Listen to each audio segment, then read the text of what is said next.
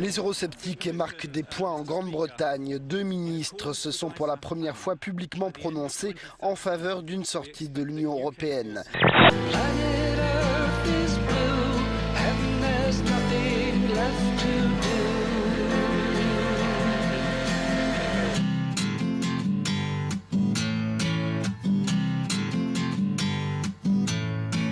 Un élu UMP de Picardie passe un accord avec le Front National pour les municipales de l'an prochain. Il sera suspendu, confirmé sur iTélé son responsable départemental Jérôme Bignon.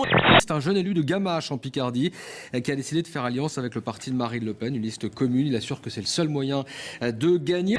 Mais on ne peut pas comparer le Front de gauche avec le Parti communiste. Ce sont des familles politiques qui ont gouverné avec le général de Gaulle. L'extrême droite reste une formation anti-républicaine. Le Rassemblement Bleu Marine est un parti tout à fait républicain. Donc dans ce cas-là, je pose la question à Jean-François Copé. Préfère-t-il laisser une commune depuis 30 ans, qui est depuis 30 ans à la gauche, mal gérée, quasiment faillite, plutôt que de s'allier avec des gens des républicains? Une nouvelle fusillade à la Nouvelle-Orléans. Des hommes auraient ouvert le feu sur la foule lors d'un défilé organisé pour la fête des mères. 19 personnes, dont 2 enfants, ont été blessés. Des officiers de police disent avoir vu 3 suspects s'enfuir. Je crois qu'il faut arrêter d'être dans ce type de provocation. Voilà, il a démissionné. Je ne le vois pas et je ne crois pas qu'on puisse le voir revenir à l'Assemblée nationale. Donc j'espère qu'il sera raisonnable. Un sondage qui a été commandé pour Jérôme Cahuzac. Par qui ? Un sondage confidentiel de l'entourage de Jérôme Cahuzac, vraisemblablement. Ce sondage, il l'aura dans les jours qui viennent, mercredi, jeudi. Tiens, comme par hasard, juste avant l'interview de François Hollande, la conférence de presse du président. Et à ce moment-là, le député, au vu du résultat de ce sondage, l'ancien député, l'ancien ministre, faut s'y faire, au vu de ce sondage et du résultat, me dira si ou non il va se présenter à cette législative partielle. Il a le droit, maintenant c'est son problème, et c'est le problème des électeurs. Mais votre point de vue à vous ? C'est quand même un peu compliqué. Ça pas non, normal. quand je dis c'est quand même un peu compliqué avec son comportement en tant que ministre du budget chargé de lutter contre la fraude et comportement d'évasion fiscale, c'est quand même un peu compliqué. Maintenant, il a le droit de se présenter s'il le souhaite. Il n'y a pas de république sans vertu. Et la vertu, c'est pas seulement la peur de la loi, la condamnation, c'est les obligations qu'on se crée. Donc s'il avait un peu de morale, il ne se représenterait pas. Je pense qu'en l'occurrence, pour notre... Je n'ai pas individuellement de... Oui, j'ai bien connu Jérôme Cahuzac, je ne suis pas un donneur de leçons. Sur le plan des principes, je crois qu'il ne faut pas faire ça.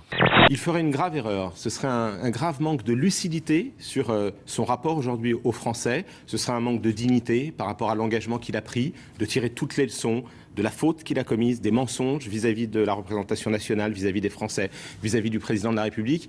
Il ne ferait que semer la confusion et faire le jeu de l'extrême droite. Il doit donc s'en tenir à l'engagement qu'il a pris, rester à l'écart de la vie politique. La raison pour laquelle il serait réélu, c'est parce que paradoxalement, il devient un candidat anti-système. Et c'est ça qui m'intéresse. C'est que finalement, il a été banni par la plupart des grandes institutions, et évidemment par le président, évidemment par le Premier ministre, par le Parti socialiste, et même les francs-maçons l'ont viré.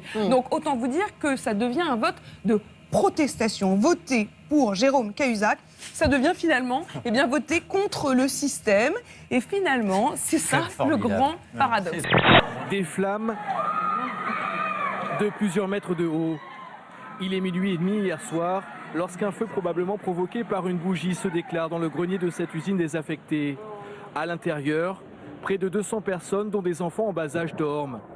En quelques minutes, la fumée envahit le bâtiment, l'escalier s'effondre, puis c'est au tour du toit et du plancher de s'embraser. Un phénomène climatique exceptionnel a frappé le sud du Canada et le nord-est des États-Unis. Le week-end dernier, les images aériennes de la région des 1000 lacs dans le Minnesota sont impressionnantes. Certains parlent déjà de tsunami de glace. Une zone côtière est ensevelie sous 60 cm de glace. Au Canada, les habitants d'Ocre Beach ont tout juste eu le temps de fuir avant que la vague détruise leur maison.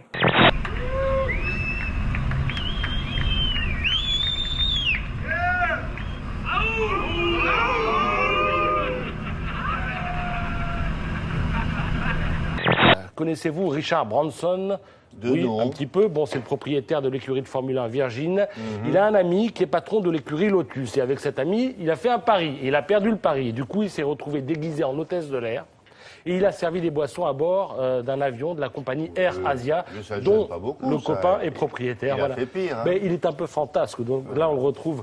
Voilà, il est habillé en rouge, avec une robe rouge, les talons rouges, le rouge à lèvres et les barésilles.